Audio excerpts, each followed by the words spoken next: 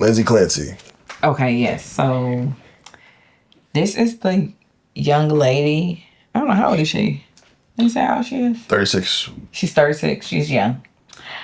She is a Massachusetts mom and a former labor nurse in delivery. She's on trial. She's been on trial since 2023 for strangling her three children. And she is permanently paralyzed, I think, from the waist down.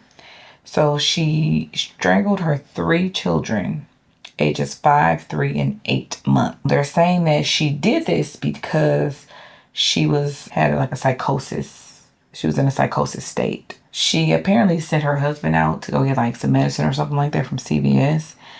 And so he wasn't at the house when all of this was happening. And after the attack, she cut herself and jumped from a second-story window. That's where the being paralyzed from the waist down. Her husband, Patrick, returned to find her severely injured in the backyard and subsequently discovered the children unconscious in the basement. All three children died from their injuries. Tragedy. So her attorney is trying to argue that she has severe bipolar she had a severe bipolar disorder and postpartum psychosis. They're saying that she suffered from deep-seated psychiatric delusions and heard a male voice in her head instructing her to kill the children and herself. I do wonder, okay, and also, so this was back in 2023, so this is 2026.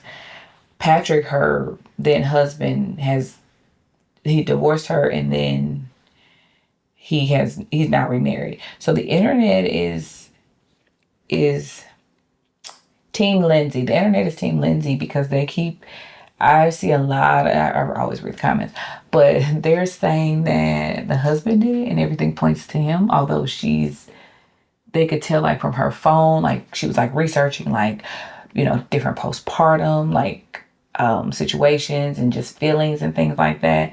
Postpartum is truly a real thing. Mine was not like severe, but again, I would never discount another woman's experience with postpartum delivery, anything like that, being pregnant.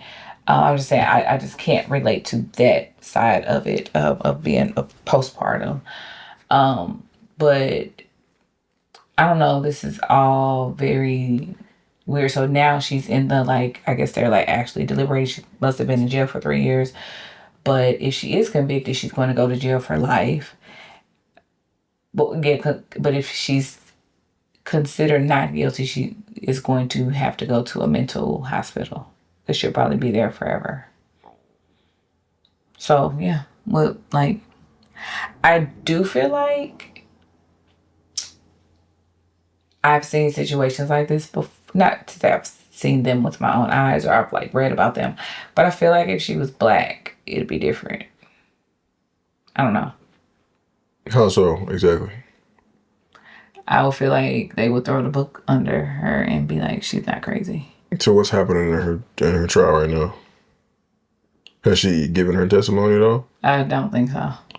This happened in 2023, and it's just now getting to like the point where they're like really doing stuff. Like the husband has had time to divorce her wherever they were, went through a whole divorce proceeding, found another person to marry, got married again, like probably had a wedding and everything. And this is after. I don't know.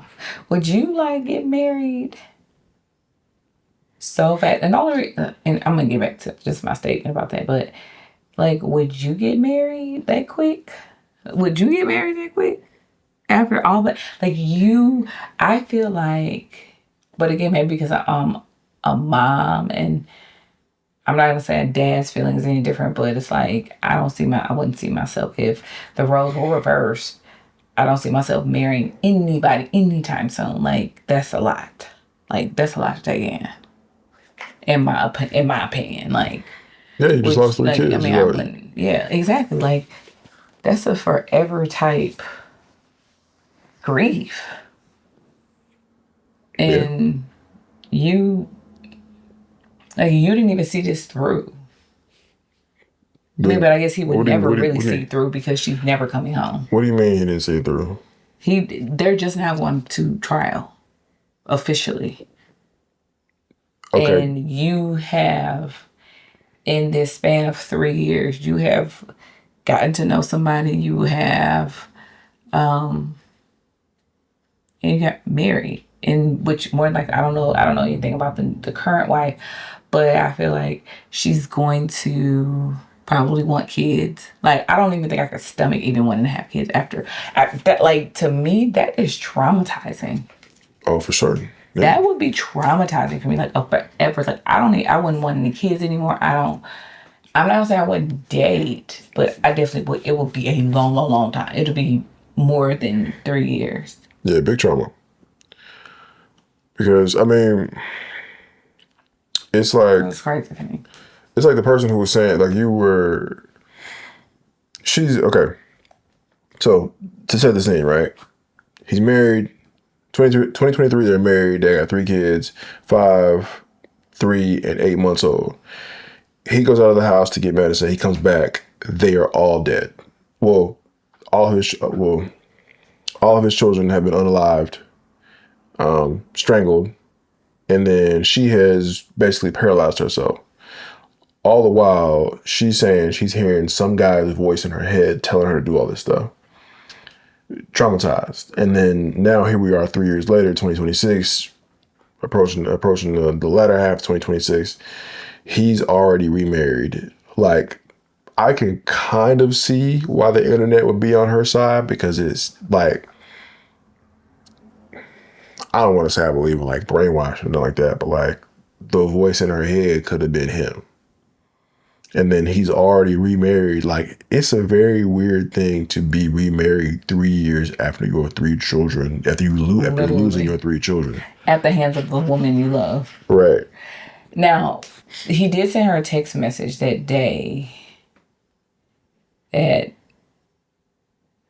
where he did send a text message that day of the day she broke. I feel like because everybody has a breaking point. So I think the day of her breaking point, he said, "Hey, you look beautiful. I just want to let you know that you're a great mom." Something to that point, right? Was he setting the stage? Was he setting the scene for what was about to happen? Because he knew she was going to break, and I wouldn't consider that setting the stage. Like, that could be just like a random.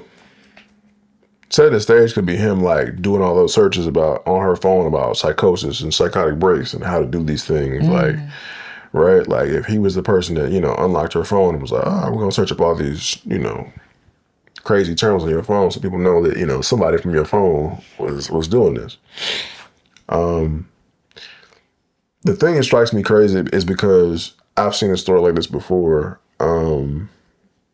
I can't remember that show we watched. It was like a little documentary, like an hour-long joint about a guy who was married, had 2 kids, right? He unalived his daughters, the 2 little girls. oh, and the wife. No, not the wife. Oh wait, not that one, not the American Story.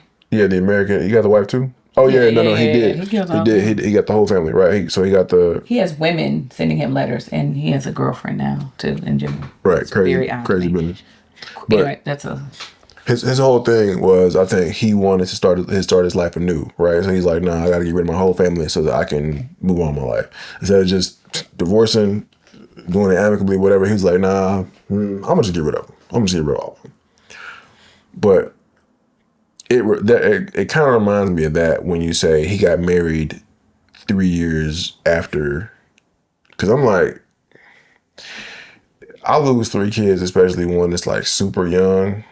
I'm not gonna be in the right place to talk to anybody for a long time. Yeah, me neither. Like, that's a very like.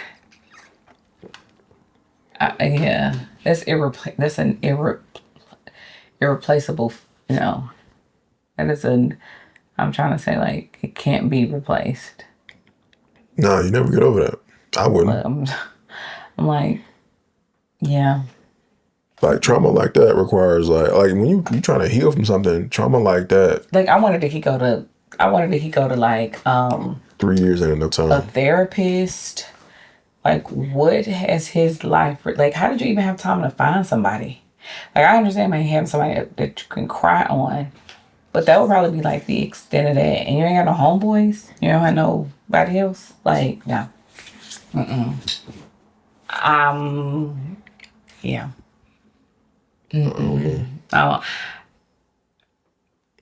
feel I'm like not gonna say he could be considered, but from a lawyer standpoint, because I do follow the Lauren lawyer, love her content. And she talks from a lawyer perspective. And so again, everybody keeps trying to say like it's the husband, but she's like, he's not on trial, no, he's like, not. and he didn't confess. She Right. She confessed. confessed everything. So they're looking at her. They're not looking at him now. She was like now, but someone did say like he lawyered up recently. But I don't know if it's because like the internet like is going crazy, because y'all know the internet be moving swift. The OD internet be moving fast. swift. OD So I fast. don't know. But whatever it is, keep her behind bars, because I could.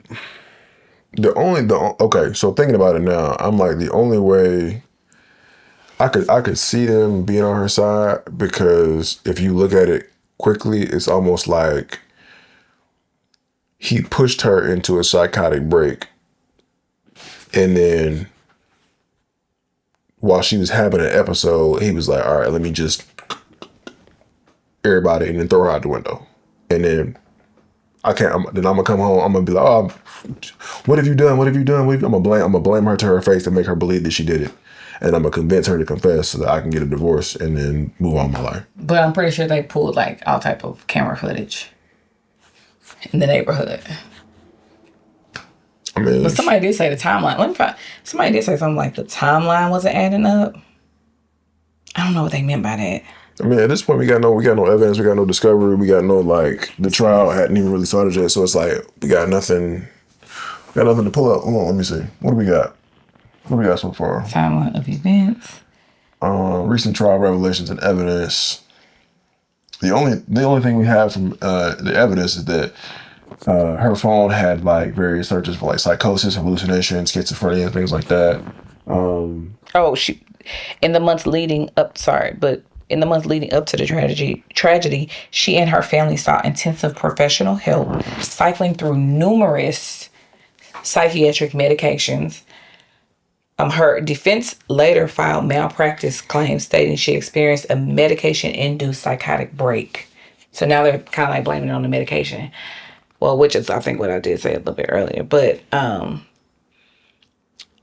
yeah. So, but this, because with psychiatric meds, you do have to like titrate them. Like it's not like a one size fits all. You have to initially be diagnosed with it. I'm not a doctor, by the way, but been in the healthcare for a long time.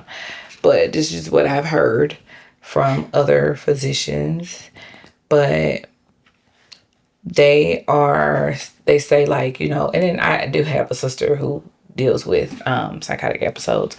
But even with her, like, she was like, I don't want to take my medication because it makes me feel lethargic.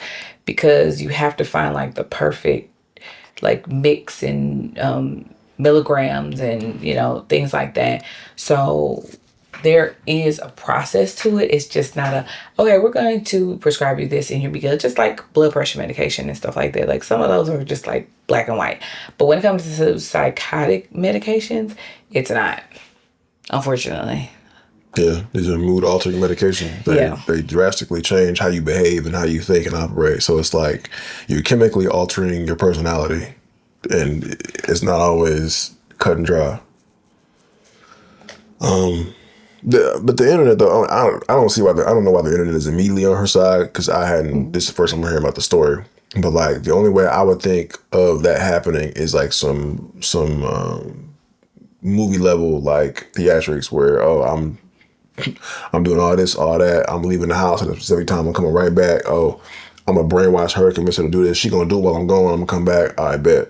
I don't see how he is a villain unless he like did some voodoo magic wizardry, my guy. Well, okay, so it's saying the day began as an ordinary routine. Lindsay took her oldest daughter to a pediatrician appointment. She played in the snow with the children and exchanged affectionate text messages with her husband Patrick.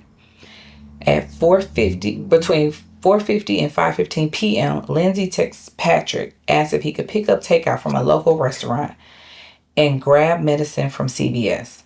Patrick left the house around 5:15. So from 5:15 to 6:05 p.m., prosecutors presented evidence that during this narrow window while Patrick was out, Lindsay used Apple Maps to check travel times and fatally strangle the three children in the basement.